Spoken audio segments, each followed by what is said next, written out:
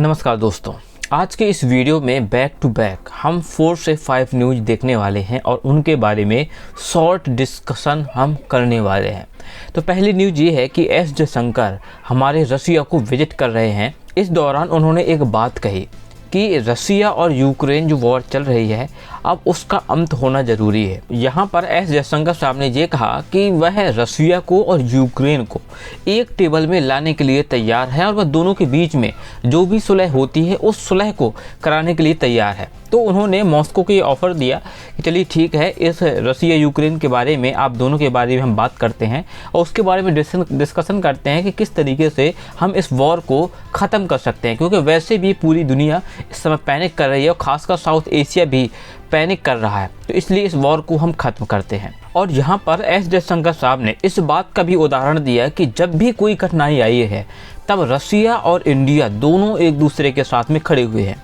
और इस बात को हम समझ भी सकते हैं क्योंकि जब इंडिया पर मुश्किल आई थी तब रसिया उस समय हमारे साथ खड़ा हुआ था, और इस समय जब रसिया यूक्रेन वॉर चल रहा है और रसिया को इंडिया की सख्त ज़रूरत है, इस समय इंडिया रसिया का पूरी तरीके से साथ दे रहा है। और इस समय अगर हम दोनों के ट्रेड की बात करें तो इस समय ट्रेड बहुत ज़्यादा बढ़ चुका है और इस समय अगर आप देखें तो इंडिया रसिया से बहुत ज़्यादा ऑयल परचेज कर रहा है और ये एक तरीके से रसिया की हेल्प ही है, क्योंकि इस तरीके से रसिया को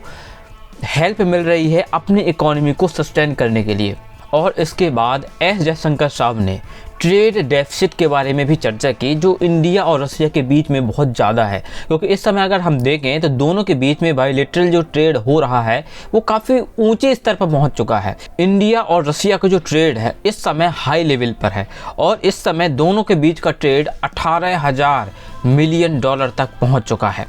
और इस समय अगर देखें, ये जो डेटा मैं बता रहा हूँ ये है डिपार्टमेंट ऑफ कॉमर्स का जो डेटा है, ये उसका डेटा है। तो उसके हिसाब से अगर देखा जाए तो अभी जो टोटल ट्रेड हो चुका है वह लगभग 18,000 मिलियन डॉलर का हो चुका है। ये पिछले 5 महीने की बात है, यानी अप्रैल से अगस्त की बात है 2022-23 की। लेकिन अगर हम पिछले साल की बात करें तो उस समय दोनों कंट्री के बीच में जो टोटल ट्रेड हुआ था वह था 13,000 मिलियन। 2021 और 22 की हम बात कर रहे हैं। तो इस समय अगर देखा जाए तो हाई लेवल पर दोनों के बीच में ट्रेड पहुंच चुका है, जिनमें से सबसे ज़्यादा इंपोर्ट कर रहा है वो इंडिया ही कर रहा है, क्योंकि इंडिया को ऑयल और फर्टिलाइज़र की बहुत ज़्यादा ज़रूरत है। और वैसे फर्टिलाइज़र इस समय रूस से काफ़ी सस्ता हम परचेज कर रहे हैं, इस समय हमें काफ़ी ज़्यादा ज़रूरत भी है, तो हमें काफ़ी सस्ता मिल रहा है रसिया की तरफ से दूसरे देशों की तुलना में, इसलिए हम परचेज भी लगातार कर रहे हैं। लेकिन ट्रेड डेफिसिट बहुत ज़्यादा हो चुका है इंडिया का,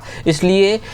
जयशंकर साहब ने रसिया से इस बारे में चर्चा की, ट्रेड डेफिसिट के बारे में, कि हम कैसे इसको कम कर सकते हैं और कैसे हम आपको और अधिक एक्सपोर्ट कर सकते हैं ताकि दोनों के बीच में जो ट्रेड संतुलन है वो बना रहे। उसके बाद में इंडिया और रसिया के बीच में इस बारे में भी चर्चा हुई कि किस तरीके से हम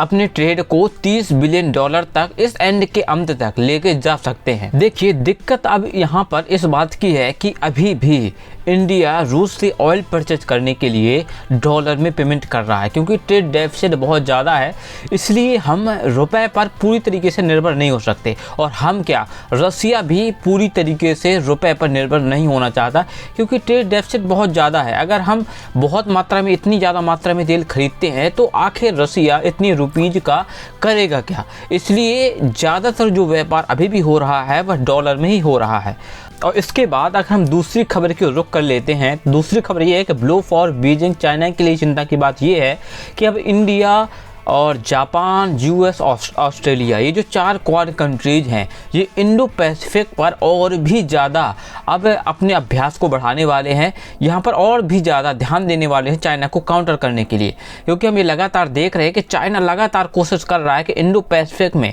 अपनी उपस्थिति को दर्ज कराए। इसलिए उसकी उपस्थिति को नियंत्रण करने के लिए यहाँ पर चारों देशों ने, 4 क्वाड कंट्रीज ने मालाबार अभ्यास जो कि होता है नौसैनिक अभ्यास, उसको शुरू करने का निर्णय लिया। और ये जो अभ्यास है यह शुरू होने वाला है ट्यूसडे यानी मंगलवार से 8 नवंबर तक, और ये 8 नवंबर से शुरू होकर 18 नवंबर तक ये जो अभ्यास है चलने वाला है। और ये अभ्यास इसलिए किया जा रहा है ताकि यहाँ पे इस क्षेत्र में एक स्टेबिलिटी लाई जा सके और चाइना जो कि बहुत ज़्यादा अपने आप को अग्रेसिव कर रहा है इस क्षेत्र में, उसको भी कहीं ना कहीं काउंटर किया जा सके।